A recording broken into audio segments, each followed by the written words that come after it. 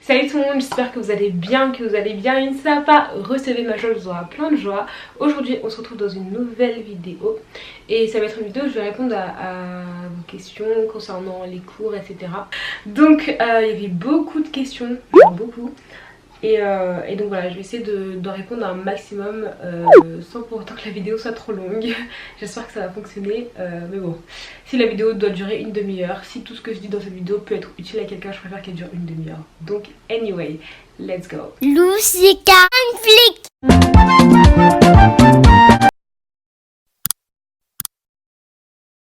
Donc alors première question, arrives-tu à gérer tout le travail qu'on a en terminale? Honnêtement oui, franchement je trouve que ça va, genre la terminale, je trouve que limite c'est la meilleure année de tout le lycée, genre vraiment je préfère la terminale que la seconde ou la première. Genre en seconde on a trop de matières, en première c'est l'année je trouve la plus difficile du lycée et la terminale franchement je trouve que c'est une grave pisse. Franchement ça va, on peut s'en sortir, il n'y a pas non plus des masses et des masses. C'est juste que là en fait il y a moins d'intervalles entre les gros contrôles, mais franchement c'est grave gérable, franchement ça va. Tu travailles beaucoup. Combien d'heures environ s'il te plaît? Alors honnêtement moi je trouve que je travaille pas beaucoup parce que même si vous voyez mes vlogs etc, et dans les vlogs je filme des vlogs visés dans le sens où je vais faire un study with me. Si je vous fais un study with me je vais montrer que les moments où je vais étudier, genre je vais pas vous montrer autre chose parce que le but du vlog c'est de faire un study with me. Mais c'est pas parce que je filme beaucoup de vidéos études etc que je suis tout le temps en train d'étudier, genre absolument pas. Mais honnêtement je trouve pas que je travaille énormément d'heures. Combien d'heures environ? Oula, là je peux pas trop faire le calcul, mais je vais revenir plus en détail sur ça par rapport à une autre question que vous m'avez posée, donc stay tuned. Alors coucou, quand la flemme te prend, comment est-ce que tu te remotives?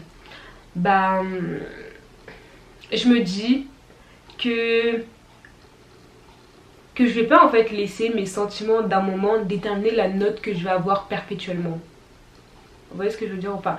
Genre par exemple le bac. Le bac c'est une fois dans la vie et c'est des notes que tu vas garder pour toujours. Alors que genre les sentiments que t'as, c'est des sentiments qui sont juste à un moment précis. Et je vais pas faire en sorte que des sentiments que j'ai à un moment précis déterminer des notes que j'aurai pour toujours. Genre vous voyez ou pas ce que je veux dire? Et donc du coup bah non, je me laisse pas surpasser par mes émotions. Et puis quoi encore, enfin, genre je vais pas laisser mes émotions me contrôler. Ouais, du coup quand on a la flemme c'est bien aussi des fois de regarder à ses objectifs, de garder ses objectifs vraiment en tête et de ne vraiment pas genre laisser nos sentiments, nos émotions prendre le dessus sur ce qu'on a réellement à faire en fait. On m'a demandé qu'est-ce qui m'a fait choisir la SES. Enfin je pense ouais, plutôt la filière ES. Bah moi j'aimais beaucoup genre l'économie. Enfin je trouve ça hyper intéressant parce qu'en seconde en fait on a fait un peu de SES et je trouvais ça hyper intéressant. Et franchement je suis pas déçue du tout, genre les programmes qu'on a en SES ils sont vraiment trop bien. Et la filière ES en elle-même qui n'existera probablement plus dans les prochaines années, je trouve qu'elle est très complète dans le sens où les matières répondent les unes aux autres. Et moi en classe dernièrement on était un peu genre voilà, pas étonnés mais bref, souriant parce que ce qu'on faisait en histoire était en écho avec ce qu'on faisait en SES, était en écho avec ce qu'on faisait en philo, enfin genre tout répond à tout un peu, genre tout est lié et enfin j'ai trop aimé ma filière, franchement j'aime trop ma filière. Alors, avec quoi est-ce que tu fais tes fiches de révision? Donc ça dépend des fois, mais je fais mes fiches de révision avec des fiches Bristol en format 25, en format A4 pardon. Donc les grandes fiches Bristol, pas les petites ou les moyennes, genre les demi-pages. Je les fais vraiment avec les grandes fiches Bristol pour réussir à faire rentrer un cours entier sur une fiche. J'ai déjà réussi des fois, même si des fois c'est pas tout le temps possible, mais voilà, je préfère ça. Ou des fois je fais mes fiches tapées à l'ordinateur. Comment faire pour continuer à être déterminé après une mauvaise note? J'ai fait une vidéo entière sur ça, elle s'appelle Ton identité n'est pas dans tes notes. Je t'invite à aller la regarder. Alors, comment réussir à ne pas s'éloigner de Dieu avec le stress des études? Bah c'est marrant parce qu'en fait moi je trouve que le stress des études limite ça te pousse encore plus vers Dieu. Des fois je suis tellement stressée et je suis tellement surmenée, je me dis waouh, faut trop que j'aille, je sais pas, faut que j'aille parler à Dieu pour genre déposer mes fardeaux à ses pieds et après je suis grave mieux en fait. Du coup voilà. Genre oui voilà, donc du coup quand t'es stressée bah que ça te pousse en fait à aller parler à Dieu. Est-ce que tu as commencé tes révisions pour le bac? Tu comptes commencer quand? Bah je commence là en ce moment, cette période. On est mi-avril et ouais du coup là je suis en train de commencer Là on a encore quelques contrôles, du coup je suis en train de me concentrer sur les derniers contrôles qu'on a pour avoir un bon troisième trimestre. Et sinon globalement là je m'y mets, je vais m'y mettre là dans cette période fin avril, mi-avril. Comment fais-tu pour être autant motivée? Alors déjà premièrement je ne suis pas toujours et je ne suis pas autant motivée. Parce que j'ai l'impression que par rapport aux questions que vous m'avez posées, vous pensez que je suis tout le temps motivée et que genre je suis tout le temps en mode ouais go go go et tout. Bon c'est vrai, c'est en partie vrai, mais les gars, moi ma force elle me vient de Dieu. Non mais honnêtement, franchement moi si c'était pas Dieu je serais pas aussi motivée que je le suis.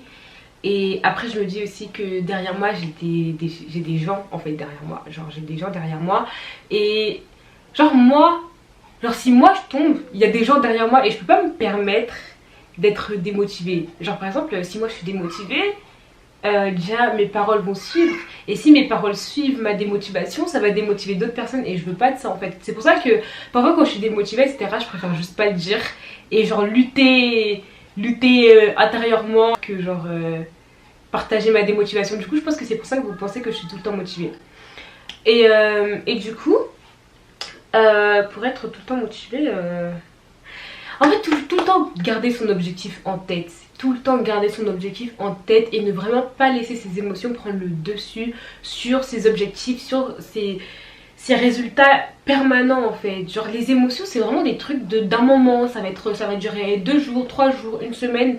Et on peut pas laisser des émotions qui vont durer une semaine déterminer des résultats qu'on aura pour toujours en fait. Genre faut vraiment avoir ce système de pensée là. Genre je pense que aussi la motivation c'est pas juste un truc qui vient de l'extérieur, genre oh tiens j'ai vu ça je vais être motivée. Ça doit vraiment être genre un état d'esprit, genre une manière de penser, une manière de réfléchir en fait. Et voilà. Comment as-tu révisé ton oral de bac? Alors mon oral de bac, alors j'ai une bonne note à mon oral de bac de français, ouais c'est du bac de français. J'ai une bonne note, mais faut savoir que je suis tombée sur un texte que j'ai failli ne pas réviser. Genre c'était un texte sur lequel j'allais faire une impasse et genre avant de fermer mes livres et tout, mes cahiers la veille de l'examen et tout, je sens vraiment en moi genre une voix qui me dit non ce texte fais pas d'impasse dessus, juste au moins lis le plan. Du coup je vois ça, je me dis bon vas-y ok je vais juste lire le plan. J'avais même pas lu en entier, hein, j'ai juste lu vite fait et tout. Et c'est pas le lendemain matin, c'est sur ce texte là que je tombe. Je sais pas si vous avez vu mon vlog de mes épreuves anticipées du bac, mais en tout cas il est en ligne, il faut aller voir. Et genre je tombe sur ce texte. Et faut savoir que moi le français, j'ai eu 15 de moyenne toute l'année, mais c'était grave le talent. Genre le français, je sais pas, moi j'arrivais pas à genre faire grave du par cœur avec le français. Genre c'est archi pas mon truc. Le français c'était plus, je vais analyser le texte et je vais plus dire ce qui ressort de moi-même. Genre c'est pas que ce que la prof elle a dit etc.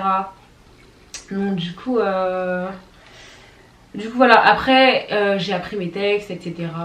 J'ai fait des fiches, la base en fait, voilà. Voilà. Y a-t-il des matières dans lesquelles tu t'ennuies? En terminale ES non. J'aime toutes les matières, franchement il y a toutes les matières que j'aime. Enfin je suis contente. Bon après ça dépend des profs mais ça reste quand même des matières que j'aime. Donc non, il n'y a pas de matière où je m'ennuie en soi. Est-ce que dans ta méthode de révision tu fais beaucoup de par cœur? Non. Enfin, il y a des matières pour lesquelles je suis obligée de faire du par cœur, genre l'histoire. Mais sinon moi j'aime pas le par cœur, genre moi après chacun ses méthodes de travail, je ne veux influencer personne en ceci. Chacun ses méthodes de travail, mais honnêtement le par cœur c'est vraiment pas mon truc. En fait en gros, les matières que je préfère et les matières où j'ai les meilleures notes, c'est toutes les matières où il n'y a pas besoin de par cœur. Par exemple la philo, toute l'année de philo, mais j'ai jamais fait de par cœur. Hein. Et encore les seules fois où j'ai appris, c'est les fois où j'ai eu les pires notes. Bon ça va c'est des bonnes notes, c'est genre 15 et 16.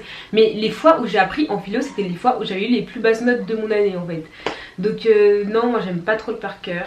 Et aussi en anglais c'est pas du tout du par cœur, c'est de l'impro total. Et c'est les matières où j'ai les meilleures notes et c'est les matières que je préfère. Parce que justement faut pas faire de par cœur. Moi j'aime pas apprendre par cœur, enfin, je sais pas, je trouve ça totalement inutile de devoir apprendre un cours par cœur et d'aller devant, de le recracher tel quel ou de le recracher en le restructurant, enfin je sais pas, je vois vraiment pas l'intérêt. Je préfère les matières où t'es obligé de genre faire un raisonnement de toi-même, où t'es obligé de construire une phrase toi-même, où t'es... Voilà quoi, genre t'as un minimum de ressources mais genre que le cours c'est pas... c'est pas tout ce qu'il faut savoir, qu'il faut aller au-delà du cours toi-même. Et bref, je vais me calmer. Non mais sinon si je pouvais ne pas avoir de par cœur ça serait tellement bien. Mais il y a des matières où je suis obligée de faire du par cœur comme l'histoire, la SES, etc. Donc voilà. Alors, tu prends combien de temps pour réviser un contrôle? Alors ça dépend. Donc par exemple pour réviser un contrôle de philo, je ne révise pas mes contrôles de philo. Après ça dépend des gens, hein. Faites pas comme moi si vous avez des difficultés en philo, genre non. L'anglais je ne révise pas non plus. L'allemand on va dire 2 heures pour 1 heure, 2 heures pour un contrôle d'allemand. Pour les gros coef genre l'histoire et la SES, minimum 4 heures, minimum 4 heures. Minimum 4 heures pour vraiment bien connaître le cours. Minimum 4 heures, sans compter les temps de faire la fiche. Genre si je fais 4 heures comme ça, là j'apprends mes fiches bien et tout. Au bout de 4 heures je pense que ça va. Mais après je pense que ça dépend des gens. Faut pas se référer à ce qu'une personne elle dit. Genre c'est pas parce que moi je prends 4 heures que tout le monde prend 4 heures. Genre ça se trouve vous c'est 6 heures ou c'est 2 heures. Enfin, ça dépend des gens. Donc voilà, chacun ses méthodes de travail. Et ouais voilà, c'est tout. Quelles sont tes matières préférées? Cette année du coup c'est la philo et l'anglais. Mais sinon j'aime toutes les matières de cette année en terminale. Genre vraiment j'aime toutes les matières sans exception.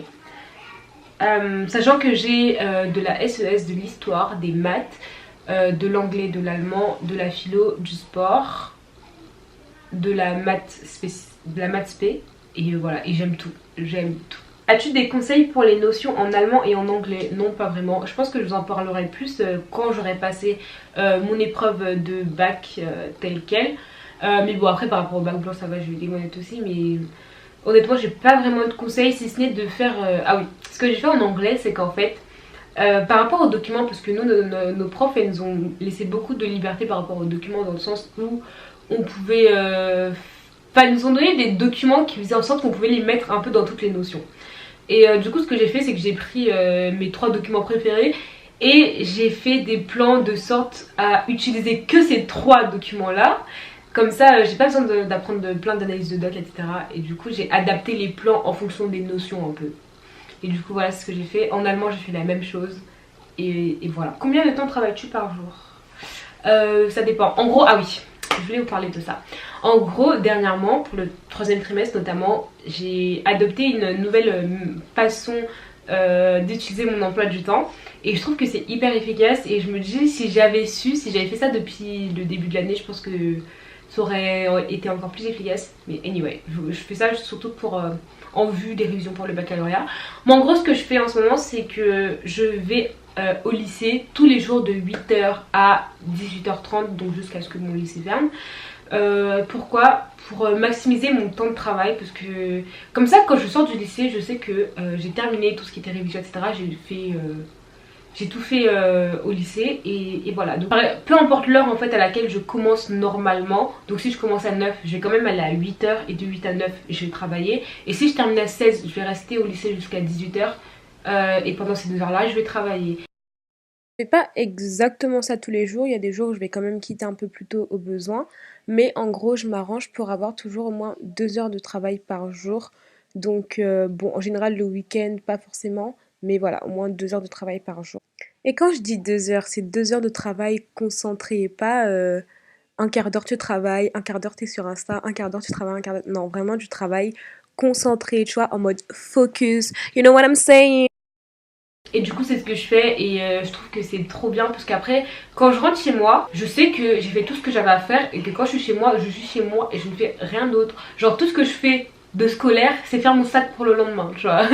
Et franchement je trouve ça bien, et je pense que pour l'année prochaine je vais faire ça aussi, parce que je trouve que c'est hyper efficace et ça m'aide à du coup vraiment avoir vraiment une séparation entre ce que je fais à l'extérieur et les cours.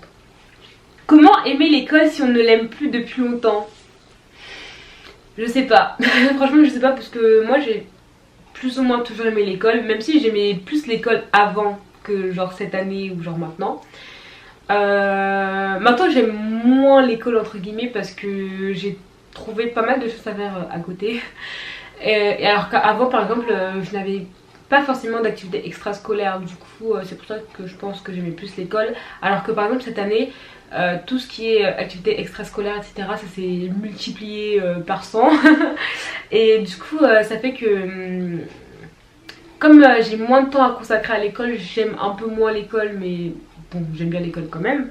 Mais du coup, comment faire pour aimer l'école? Honnêtement, je sais pas, je pense que c'est... Plus tu consacreras de temps à l'école, plus tu aimeras, entre guillemets, je pense. Ça, c'est ma philosophie un peu. Mais voilà, puisque souvent à l'école, on voit ça comme genre une obligation, etc. Et je pense qu'il faut changer sa perception en mode faut plus voir ça comme oh je suis obligée d'y aller, mais trouver des intérêts personnels au fait d'aller à l'école. Genre tu sais que si tu vas à l'école, même si c'est pas forcément des trucs qui vont te servir dans la vie de tous les jours, au moins t'as de la culture générale. Enfin genre des trucs comme ça, genre trouver des petits trucs que ça peut nous apporter. Et aussi s'intéresser aux matières qu'on fait. Moi je sais que je suis dans une filière où genre ce qu'on fait c'est tellement intéressant. Et je trouve que c'est super enrichissant personnellement, genre ça enrichit beaucoup. Et je trouve ça intéressant, enfin genre je sais pas, tout ce qu'on fait en histoire, tout ce qu'on fait en SE, je trouve ça hyper intéressant. Et du coup c'est pour ça que j'aime bien. Genre trouver des intérêts en fait à ce qu'on apprend à l'école, à ce qu'on y fait, etc. Comment étais-tu à l'école et comment un élève normal doit être déjà je suis personne pour dire comment un élève normal doit être, enfin je sais pas. Bref, et comment j'étais à l'école, j'ai toujours été une élève sérieuse. Genre dans mes bulletins, genre dans tous mes bulletins c'est marqué élève sérieuse, je crois. Élève sérieuse, félicitations, tout le temps. Tous les trimestres, toute ma vie. Et du coup voilà, enfin j'ai toujours été une élève sérieuse, genre voilà. Comment bien réviser pour le bac de français? Comment trouver la motivation? Bah pour bien réviser le bac de français, pour l'écrit je dirais qu'il faut vraiment... vraiment apprendre tout ce qui est vocabulaire, tout ce qui est les champs lexicaux, tout ce qui est les figures de style, voilà, les figures de style, bien connaître ces figures de style. Enfin en gros tout ce qu'on peut connaître, le connaître, genre tout ce qui est vocabulaire, figures de style, etc. Et après pour l'oral de français, bah connaître les plans généraux ou du moins les messages généraux que veulent dire chaque texte. Et voilà, enfin franchement... ça sert à rien d'apprendre l'analyse d'un texte par cœur. Sachant que déjà pour le français on a une demi-heure de préparation. Donc pendant une demi-heure si t'as un minimum de jugeote, enfin, tu peux réfléchir et genre quand tu lis un texte il y a forcément des choses qui ressortent.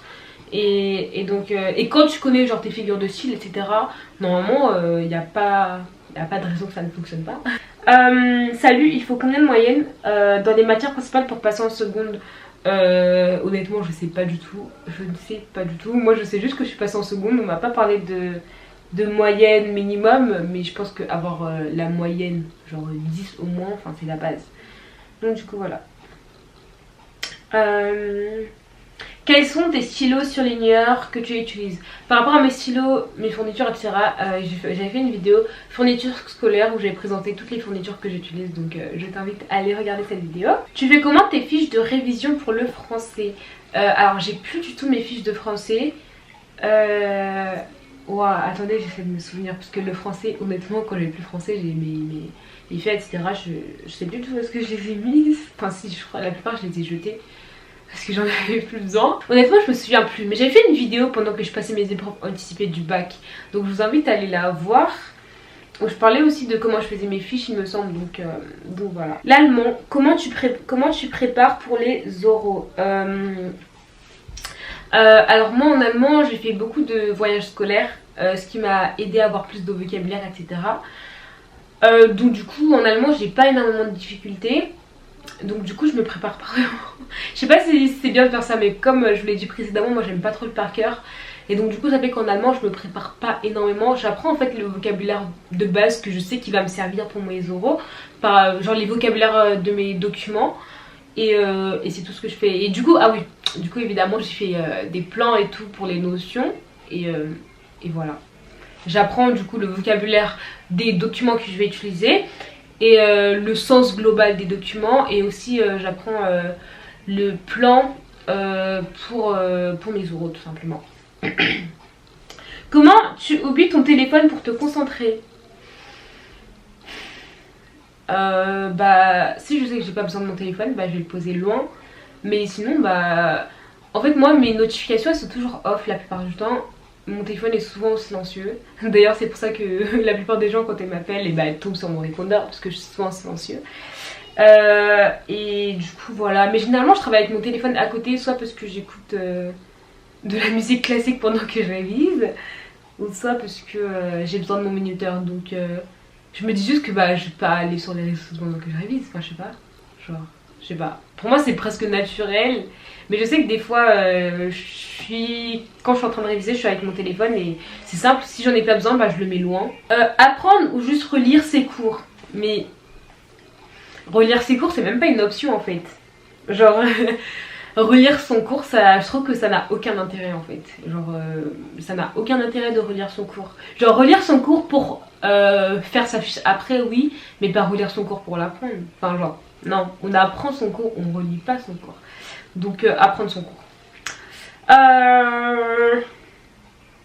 Comment allier les cours, le service à l'église, musique et vie spirituelle? Franchement c'est grave chaud. Moi-même je suis en plein dedans et je suis en plein apprentissage. Et je pense que je vous en parlerai probablement ultérieurement. Parce que genre récemment j'ai commencé à servir pleinement dans l'église. Et genre c'est grave chaud. D'un coup j'ai eu l'impression il y avait plus de place dans ma vie en fait, c'est trop bizarre. Mais c'est grave chaud. Franchement il faut l'aide du Saint-Esprit hein. Franchement sans l'aide du Saint-Esprit c'est mort, on s'en sort pas. À l'approche du bac, ton moral est comment? Bah moi je suis grave pisse hein. Je sais pas si vous le sentez mais moi je suis grave pisse. Enfin je sais pas, le bac ça me stresse pas parce que je sais que j'ai déjà mon bac.